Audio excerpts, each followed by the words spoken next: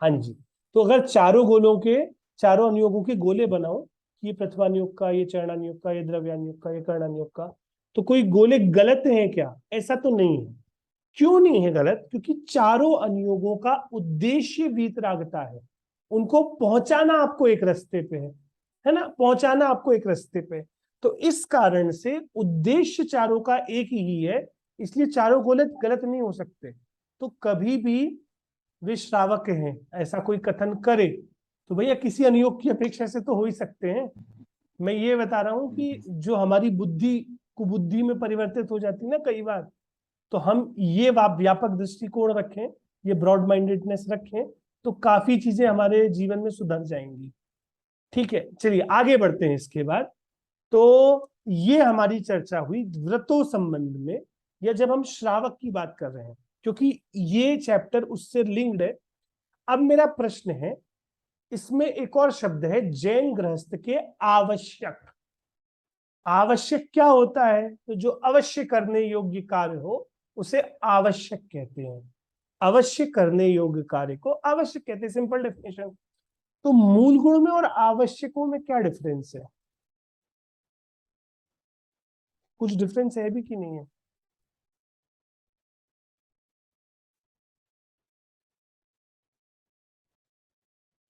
या सोच। डिफरेंस है। आवश्यक मतलब थोड़ा नियम हो जाता है कि भाई ये अपना एक नियम है, और मूल गुण मतलब प्रिंसिपल बेसिक है, जो मतलब फॉलो ही करना चाहिए अपने को, मतलब जैन कहलाने के लिए। थोड़ा सा है अपन सही, मतलब सही तो है, और उस पर डिस्कशन हो सकता है। मूल गुण में क्वालिटीज आ जाएंगी। हाँ, मूल गुण, वो तो नाम से गुण से क्वालिटी और हाँ आवश्यक से ड्यूटी।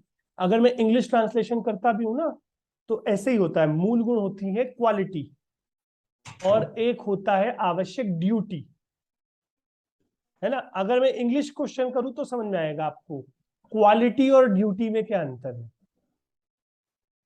6 ड्यूटीज ऑफ अ श्रावक एंड 8 क्वालिटीज ऑफ अ श्रावक, ऐसा कुछ शब्द बना। ड्यूटीज एवरीडे फॉलो करने पड़ते हैं रूटीन में, मतलब डे हाँ। टू डे लाइफ में, हम्म। एवरीडे।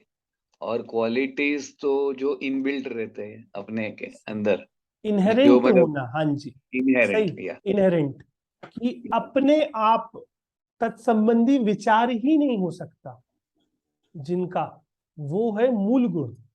और जिन्हें विवेक पूर्वक ग्रहण करके, बुद्धि पूर्वक जिनके लिए मेहनत करनी चाहिए, वो होते हैं आवश्यक।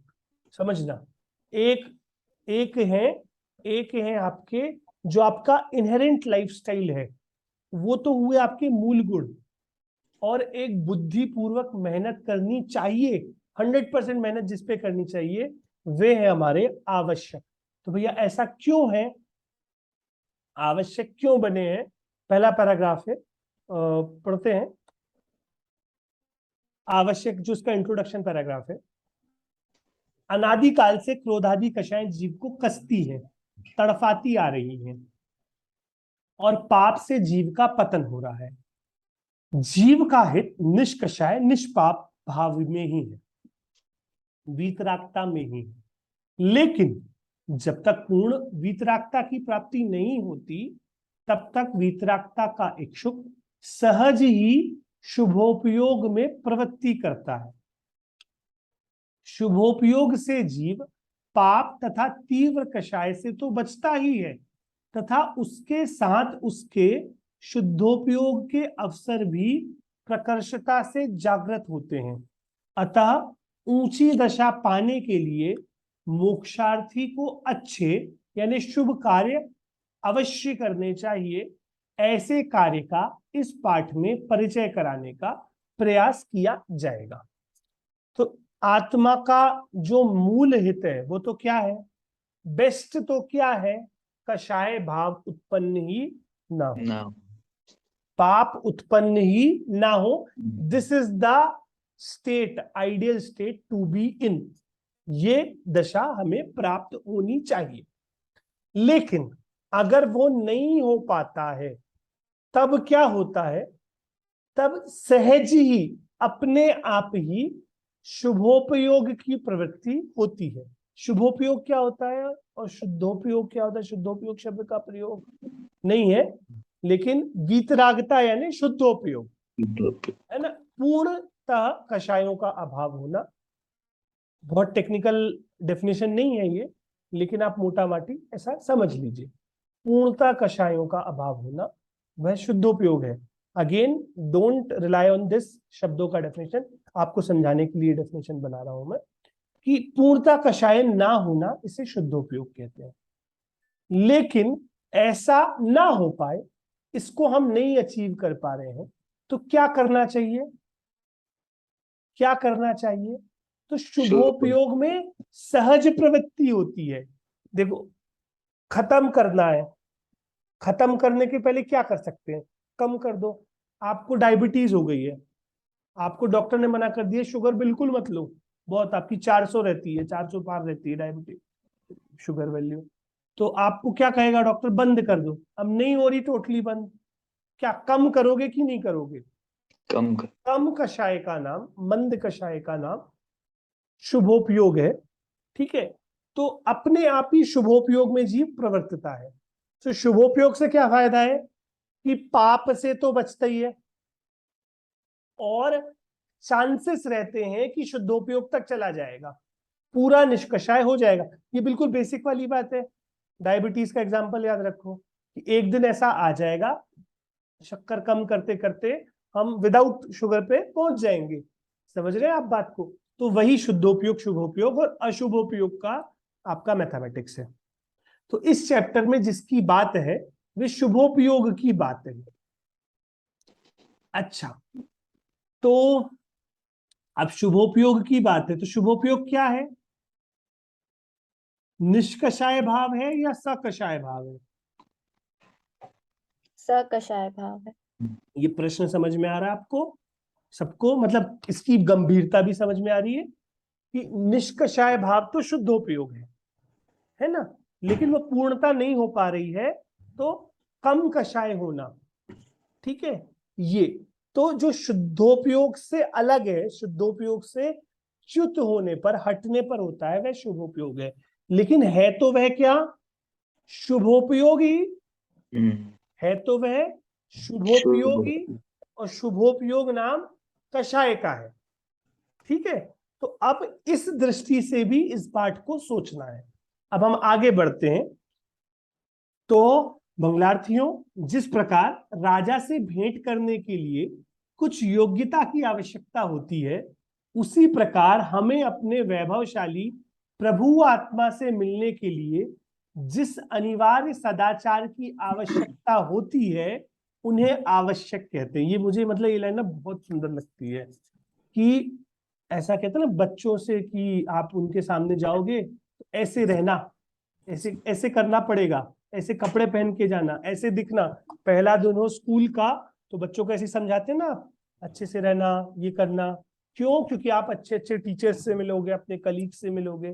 तो जैसे राजा से मिलोगे तो कुछ कार्य हैं जो आपको अवश्य करने चाहिए, तो वैसे ही आत्मा से मिलने के लिए जिनको करना अति आवश्यक है, जिस अनिवार्य सदाचार की आवश्यकता होती है, अनिवार्य कंपलसरी जिस सदाचार की आवश्यकता होती है, उसे आवश्यक कहते हैं। बहुत सुंदर है।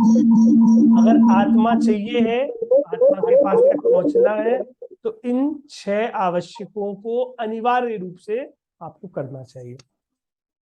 अब यहाँ पर एक डिस्कशन है जिसमें मुनिराजों के भी एक आवश्यक है और श्रावकों के आवश्यक, उनकी कंपैरिजन हो रहा है। वैसे तो मुनिराजों के सामायिक, स्तुति, वंदना, प्रत्याख्यान या स्वाध्याय, प्रतिक्रमण और कायोत्सर्ग जो 6 आवश्यक बताए हैं, वे ही 6 आवश्यक प्राचीन आचार्यों ने श्रावकों के लिए भी बताए हैं। क्या बोला कि ये 6 आवश्यक हैं। अभी जैसे हमने बोला ना 8 मूल गुण अलग अलग प्रकार के, ऐसे ही 6 आवश्यकों की चर्चा अलग अलग प्रकार से श्रावकों के लिए भी आती है, जिसमें जो पुराने ग्रंथ हैं उनमें मुख्यता से कौन से बताए हैं? तो जो मुनिराजों के आवश्यक हैं, वो ही श्रावकों के आवश्यक बताए हैं। भैया ऐसे कैसे भैया? तो वो कह रहे हैं कि भैया धर्म कोई दो अलग अलग प्रकार के होते हैं क्या? मुनि धर्म अलग प्रकार का होगा और गृहस्थ धर्म अलग अलग प्रकार का होगा? ऐसा तो नहीं हो सकता। अभी अन्वय भाई से भी बात करते मैंने बोला था कि व्रतों का पूर्ण अंगीकारपना ये मुनि धर्म है, और व्रतों का आंशिक अंगीकारपना, पार्शियल अंगीकार करना, ये श्रावक धर्म है। तो नियम तो दोनों के एक से होंगे। समझ रहे हैं इस बात को? अरे हाँ की ना? हाँ हाँ बिल्कुल। है ना? तो मूल नियम तो मुनिराजों के और श्रावक, इस बारे में शायद हमने एक चर्चा पहले भी करी थी। मुनिराज का भोजन कुछ अलग होता है और श्रावकों का भोजन कुछ अलग होता है, ऐसा होता है क्या? नहीं होता। ऐसा नहीं होता ना? तो भैया नियम तो एक से ही होते हैं। श्रावकों के लिए जो ये आपके क्या कहते हैं आवश्यक है, उनकी इंटेंसिटी, उनकी बाउंड्री छोटी होती है। मुनिराजों की नहीं बाउंड्री बड़ी होती भैया, ऐसा है। ऐसा बोलते हैं ना, जैसे कब कभी मुनिराज के बारे में बात होती है तो हाँ कि मुनिराज तो एक प्रकार के होते हैं, लेकिन बोले तुम मुनिराज जैसे बन के बताओ। हाँ तो हाँ। ऐसा बोल देते कि मुनिराज एक प्रकार के होते हैं, लेकिन श्रावक अनेक प्रकार के श्रावक अनेक प्रकार के। हो लेकिन सकते हैं उसमें भी मतलब। अब कौन से अनुयोग का श्रावक है, ये बुद्धि आप लगा लेना। अच्छा ठीक देखिए है। आप समझना मेरी बात को, सही कह रहे हैं आप। जब भी मोक्ष मार्ग का निरूपण होगा, यथार्थ निरूपण होगा, तो हम डेफिनेशन से ही बात कर सकते हैं। हम अलग अलग जीवों की परिणतियों से तो बात कर नहीं सकते हैं। तो डेफिनेशन तो वैसे ही बतानी पड़ेगी आपको। तो इसे जब पर्सनलाइज लगाते हैं तो फिर वो अलग हो जाती है लगाते समय। तो ये जो बात है हमारी कि भाई जो श्रावक हैं उनकी नियम, जैसे अणुव्रत और महाव्रतों के नियम, तो भाई नाम वही है। और आप चाहें तो भोगोपभोग परिमाण, प्रोषदोपवास, इन सबको भी किसी ना किसी तरीके से बाकी 28 मूल गुणों में मैप कर सकते हैं। तो वैसे ही सामायिक, स्तुति, वंदना, स्वाध्याय या प्रत्याख्यान, प्रतिक्रमण और कायोत्सर्ग, वास्तव में तो यही आवश्यक प्राचीन ग्रंथों में बताए हैं। क्यों? क्योंकि अगली लाइन है आचार संहिता। आचार संहिता यानी, आचार संहिता यानी जो लग आचरण। जाती है चुनाव के पहले।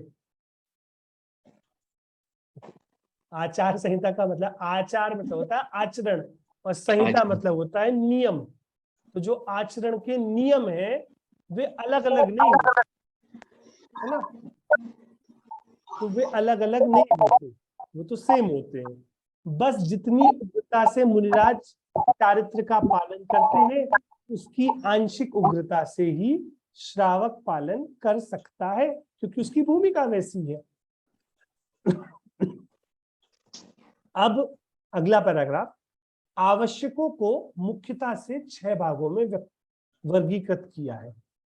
निश्चयतया परमार्थ आवश्यक तो आत्म स्थिरता है, लेकिन साधक दशा में जो आंशिक शुद्धि होती है, यानी श्रावक दशा के अनुरूप उसके साथ साथ जो आंशिक अशुद्धि है, उसमें अशुभ भाव, उसमें शुभ भाव आए बिना नहीं रहता। इसी शुभ भाव को व्यवहार आवश्यक कहते हैं। निश्चय आवश्यक संवर निजरा का हेतु है, किंतु व्यवहार आवश्यक आश्रव बंध का ही हेतु है, तथापि भूमिका अनुसार अवश्य है। बहुत सारी चीजें आ गई, अब हम समझाएंगे। इसके लिए हमें बोर्ड चाहिए, तो जो हमारे पास इसका व्हाइट बोर्ड है उससे कोशिश करते हैं। देखिए आप समझना। सबसे पहले आवश्यक शब्द का अर्थ क्या किया? जो अवश्य करने योग्य है। तो आप मुझे बताओ अवश्य करने योग्य क्या है? आत्मा में स्थिरता, है ना? क्या चीज करने योग्य है? आत्मा में स्थिरता के अलावा क्या चीज करने योग्य है? कुछ नहीं। और अगर एक प्रश्न किया जाए आत्म क्या करने योग्य है, तो एक ही निश्चय परम आवश्यक एक ही है। ठीक है, वह तो क्या है? आत्मा की स्थिरता। वह है आपकी आत्मा की, ठीक है। लेकिन अब क्या होता है, श्रावक, अगर कोई ये जीव ना कर पाए, आत्मा की स्थिरता तो नहीं हो पा रही, तो क्या होता है श्रावक अवस्था में। अब देखो ये, क्योंकि ये असली वाला आपका वो कर रहे हैं निरूपण, तो क्या करें, श्रावक अवस्था में कुछ भाग कषाय का रहता है और कुछ भाग निष्कषाय का रहता है। समझना मेरी बात, जैसे मैं बात करूं पांचवें गुण स्थान की, है ना, हम अभी बात कर रहे थे, तो दो कषाय तो है और दो कषाय नहीं है, इन ये नहीं है और ये आपकी है। अब मुझे बताइए, इसमें से धर्म किसका नाम है?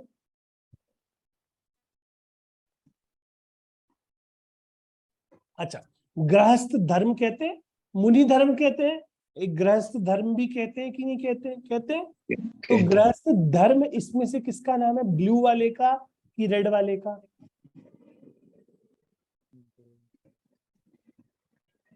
ब्लू वाले। क्यों? वो हमने छोटे। धर्म की, जैन धर्म रेड किस वाले प्रकार कर का रहा है? है ना, हाँ जी, रेड वाले का होगा ना, वो मौजूद है कषाय। हाँ, तो लेकिन गृहस्थ धर्म किसे कह रहे हैं? अच्छा, दो कषाय वो हैं छूट और दो गया, नहीं। अभाव वाला। अभाव वाला जो आप छूट गया। समझना, जैन धर्म का मूल क्या है? वीतरागता, है ना। तो धर्म किसका नाम हुआ? अकषाय नाम का। पूर्णता धर्म क्या है? बिल्कुल कषाय नहीं होना। तो अगर इस अवस्था में देखूंगा तो धर्म किसका नाम होगा? कषाय जितनी नहीं है उसका वो होगा ना, कषाय का अभाव वो धर्म होगा। वास्तविकता में गृहस्थ धर्म तो क्या है कषाय। है ना, वास्तविकता में गृहस्थ धर्म तो आपका ये, ठीक है, ये वाला भाव तो धर्म का हो गया। अब जीव आत्मा में स्थिर नहीं रह पाता, तो क्या होता है, तो ये जो कषाय है वो बाहर आएगी ना।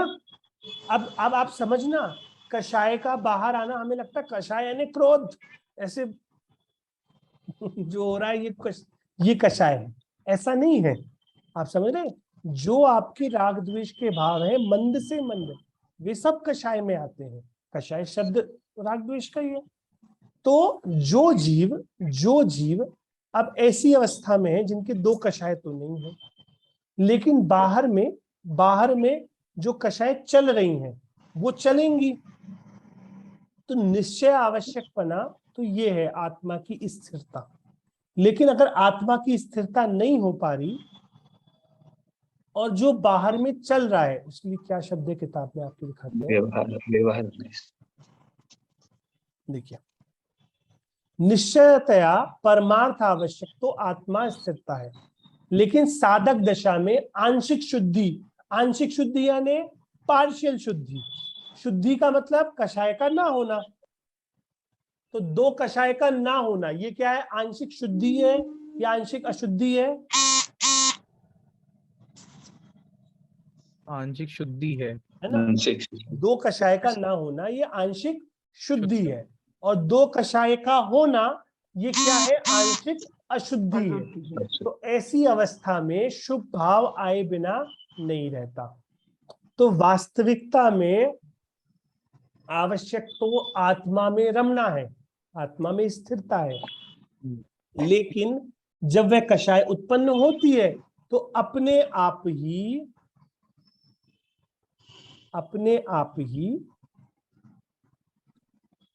व्यवहार में वो आपके जो भाव होते हैं, जो शुभ भाव होते हैं, उन्हीं को यहाँ पर हम क्या कहते हैं, कषाय कहते हैं।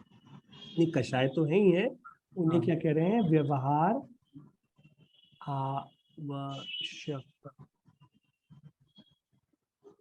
ठीक है, तो अब आप समझना, निश्चय आवश्यक आत्मा में स्थिरता वो नहीं हो पा रहा है, तब जब कषाय उत्पन्न आपकी होती है, आपके यानी वास्तविकता में जिस जीव के आंशिक शुद्धि है उसके जो कषाय उत्पन्न होती है, और वो जो चीजें करता है, वो जो चीजें करता है, ये जीव वो चीजें क्यों कर रहा है, क्या फायदा है? तो इसके दो फायदे, एक तो पाप नहीं होता और आत्मा में जाने की पॉसिबिलिटी, प्रोबेबिलिटी, संभावना होती है।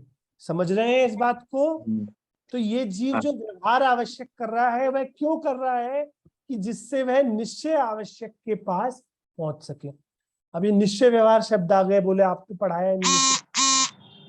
तो देखिए आप यहां से इस डेफिनेशन से बहुत अच्छे से समझ में आता है, जो वास्तविकता में परमार्थ से धर्म है ना, वह है निश्चय। लेकिन जो वास्तविकता में तो धर्म नहीं है, लेकिन उसे समझाने के लिए, उस तक पहुंचने के लिए जिन चीजों का यूज आप करते हैं वह है व्यवहार धर्म। जैसे अभी जहां निश्चय धर्म तो क्या है, आत्मा में स्थिरता है ना, लेकिन वहां तक तो वो हम कैसे समझाएं? अन्वय भाई उनके आत्मा में स्थिरता है, ये धर्म है। आपको कुछ समझ में आ रहा है? नहीं। आप क्या करोगे, उन चीजों को बताओगे भैया उन जीव के भाव कैसे होते हैं, तो भैया उस जीव के ये देव पूजा आदि तरीके के भाव होते हैं, ये समझाने का तरीका, ये हुआ समझाने के लिए व्यवहार। और दूसरे तरीके से क्या, क्योंकि ये जो देव पूजा आदि है ये आत्मा में स्थिरता को क्या करते हैं, हेल्प करते हैं या सिक्योर करते हैं, ये भी क्या हुआ, व्यवहार। ये दो बातें समझ में आई? अरे हाँ की ना, हाँ व्यवहार के दो काम समझ में आए? थोड़े हम कम लोग समझ हैं अभी तक समझ में आए?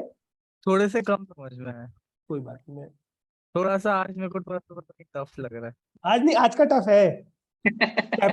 आपको लगा था ये चैप्टर आसान होगा? मेरे को थोड़ा कम ही समझ में आ रहा है आज। नहीं अरे अपन पहले मैंने जब भी समयसार पढ़ा था तभी वो व्यवहार नहीं और निश्चय नहीं आ रहा था ना, तभी हाँ। बहुत डिफिकल्ट लग रहा था। हाँ। लेकिन फिर बाद में जैसे जैसे आगे गए तो फिर समझ में आया कि व्यवहार नहीं is the medium to reach that हाँ निश्चय नहीं। बिल्कुल, एक तो निश्चय को समझाने के लिए और दूसरा निश्चय तक पहुंचने के लिए। मैं इसीलिए आपको ये पूरी बात बता रहा हूँ। बोले आप बोले इतना डीप में क्यों जा रहे हैं? आप समझिए, जो देव पूजा आदि है, देव पूजा आदि तो ये दो काम कर रहा है। ये उस जीव के जिसके वास्तविक आवश्यक प्रकट हुए हैं उसकी बहिरंग परिणति समझा रहा है, उस जीव को भाव कैसे होते हैं ये समझा रहा है, एक बात। दूसरा, आत्मा तक पहुंचने के लिए उसको इनका यूज लगता है, वो इनके माध्यम से आत्मा में पहुंचता। पहली लाइन क्या थी चैप्टर की, कि अगर आत्मा से मिलना है तो ये सदाचार आपके अनिवार्य है ना, ये अनिवार्य है आपके। तो ये आपको निश्चय तक, आत्मा तक पहुंचने में हेल्प करते हैं अगर सही तरीके से किए जाए तो आप समझ रहे हैं इस बात को? इसीलिए ये आवश्यक है, वास्तविकता में आवश्यक तो निश्चय आवश्यक। लेकिन अब निश्चय तक नहीं पहुंच पा रहे तो जो हेल्प, भैया असली आवश्यक तो क्या है, 100 में 100 नंबर लाना। विद्यार्थी को क्या बोला जाएगा, 100 में 100 नंबर लाओ। लेकिन व्यवहार आवश्यक क्या है, होमवर्क करो, एटलीस्ट पास तो मेहनत करो, एटलीस्ट अच्छे मार्क्स लाओ, अच्छे मार्क्स लाओ। टीचर्स की बात मानो, होमवर्क करो, अच्छे दोस्त बनाओ। आप समझ रहे हैं, सब चीजें नोट करो, किताब पढ़ो, ये उसके आवश्यक हैं। असली आवश्यक तो क्या है, 100 में 100 नंबर लाना। लेकिन उस आवश्यक को हेल्प करने के लिए जो बाकी चीजें स्टूडेंट को बताई गई हैं वो व्यवहार है। क्या है, व्यवहार आवश्यक। अब अन्वय भाई थोड़ा बहुत अभी थोड़ा बहुत आप समझे? तो ये जो देव पूजा आदि है ये निश्चय आवश्यक को पुष्ट करेगा, इसीलिए इन्हें आवश्यक कहा गया है।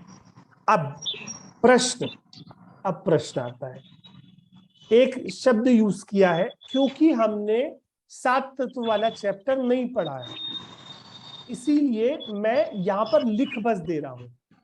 लेकिन जब 7 तत्व वाला चैप्टर पढ़ लेंगे तब इस बात को अपन रियलाइज करेंगे। जो ये व्यवहार आवश्यक है, किताब में क्या लिखा है इसके लिए शब्द? किताब पहुंच गई ना आपके घरों पे सबके? हाँ हाँ मेरे घर पे छोड़ के सबके घर पे पहुंच गई। क्या लिखा है? किताब अगर पहुंच गई है तो फिर किताब में मार्क करें, किताब रख के बैठे, ऑब्वियसली। मतलब क्यों पहुंचाइए, नहीं तो।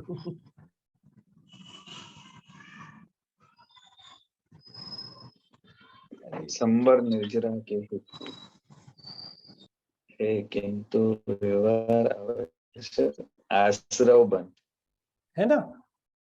निश्चय आवश्यक में संबर निर्जरा का हेतु दिया है, हाँ जी, व्यवहार आवश्यक में आश्रव बंध का ही हेतु है। हाँ जी।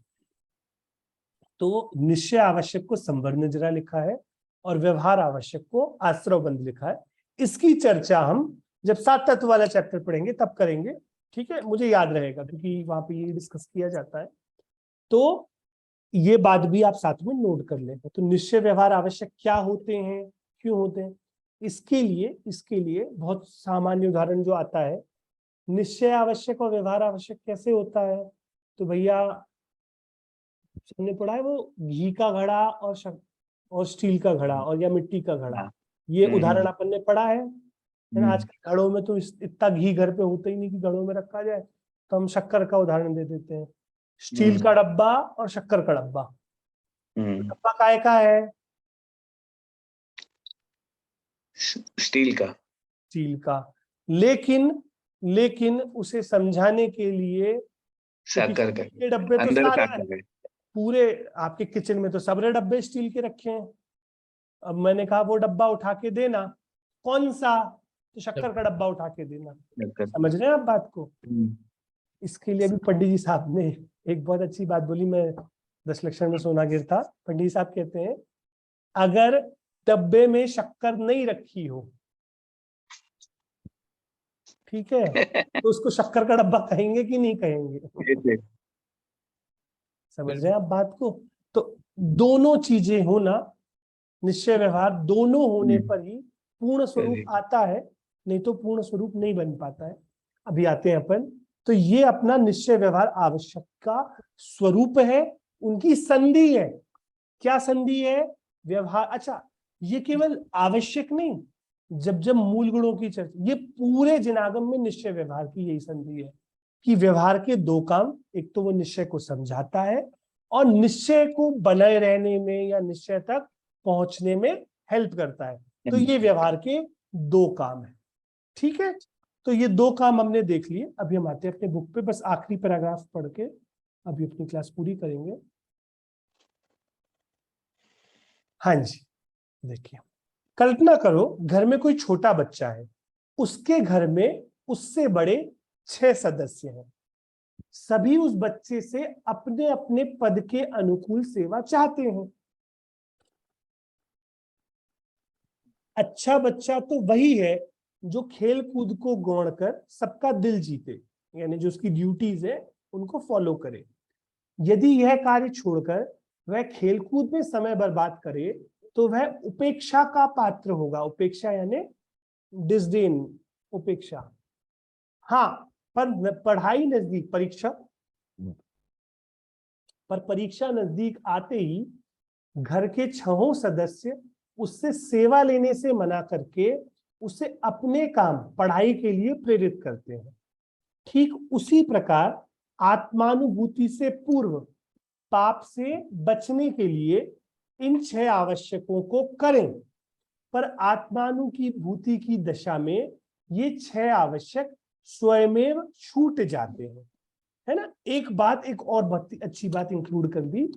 उदाहरण समझ में आ गया होगा, उदाहरण में ज्यादा नहीं जा रहा, वो बच्चा है और ऐसा ऐसा करता है, लेकिन मूल ये बात है कि जब आत्मानुभूति होगी, क्योंकि निश्चय आवश्यक क्या है? आत्मानुभूति। निश्चय आवश्यक क्या है? आत्मानुभूति। तो जब निश्चय आवश्यक सामने आएगा, जब वो करना होगा, तब व्यवहार आवश्यक अपने आप छूट जाएंगे। तो ये एक और नियम है कि निश्चय होने पर व्यवहार छूट जाता है। तो ये एक भी एक नियम निश्चय व्यवहार का, ये थोड़ा गहरा नियम है, इसको अभी आप नियम जैसा से याद रख ले। मैं पूरा एक्सप्लेन नहीं कर पाऊंगा क्योंकि इसके लिए आपको गुणता से निश्चय व्यवहार का समझना जरूरी है। तो एक और नियम, 3 नियम समझ लिए निश्चय व्यवहार के। निश्चय जो सत्यार्थ है या जो वास्तविक है वह निश्चय, उसे समझाने के लिए या उससे तक पहुंचने के लिए जिसका यूज होता है वह व्यवहार। ठीक है, एक ये पढ़ लिया। निश्चय होने पर व्यवहार छूट जाता है। व्यवहार करा ही इसलिए जाता है कि वह निश्चय को मेंटेन कर सके। व्यवहार ये शब्द है, कराया जाता है, वास्तविकता में व्यवहार होता इसीलिए है कि वह निश्चय को मेंटेन कर सके। ये भी विषय थोड़ा कठिन है। अनय भाई समझ नहीं आ रहा, कोई बात नहीं, हम धीरे धीरे करके समझ लेंगे, क्योंकि हर कक्षा में मैं हर आवश्यक के निश्चय व्यवहार को हम संधि देखेंगे कि इसका निश्चय पक्ष क्या है, व्यवहार पक्ष क्या है, क्योंकि इस चैप्टर में भी ऐसे दिया हुआ है। इसके बाद पद्मनंदी पंचविंशति का, पद्मनंदी आचार्य जो हमारे हुए हैं, उन्होंने ये 6 आवश्यक के लिए जो एक श्लोक बताया है वह पढ़ के अपन अपनी आज की कक्षा पूरी करेंगे। मैं बोलूंगा, सब रिपीट करेंगे। देव पूजा गुरु पास्ति, देव पूजा गुरु पास्ति, स्वाध्यायः संयमस्तपः, स्वाध्याय संयम तपः, संयमस्तपः, संयम तपः, दानं चेति गृहस्थानां,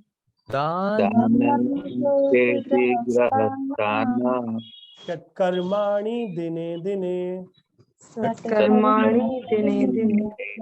देव पूजा, गुरु उपासना, स्वाध्याय, संयम, तप और दान। ये किसके हैं? गृहस्था नाम, गृहस्थों के हैं। षट कर्माणि, जो षट कर्म या षट आवश्यक है। और अंत शब्द क्या है? दिने दिने। दिने दिने मतलब होता है प्रतिदिने, यानी एवरी डे, है ना, एवरी डे करने वाले। देव पूजा, गुरुपास्ति, स्वाध्याय, संयम, तप, दान। नाम आप लोग याद कर लेंगे, ये श्लोक भी याद कर लें, अच्छी बात रहेगी। बाकी चर्चा हम अगली कल नहीं, अच्छा कल ही है ना क्लास, कल शुक्रवार को क्लास है, कल शुक्रवार 8:30 बजे हम कल चर्चा बाकी करेंगे। ठीक है, अभी जिनवाणी स्थिति करते हैं। निज निधि निज में बताते हैं, अनंत कार्य है, के लिए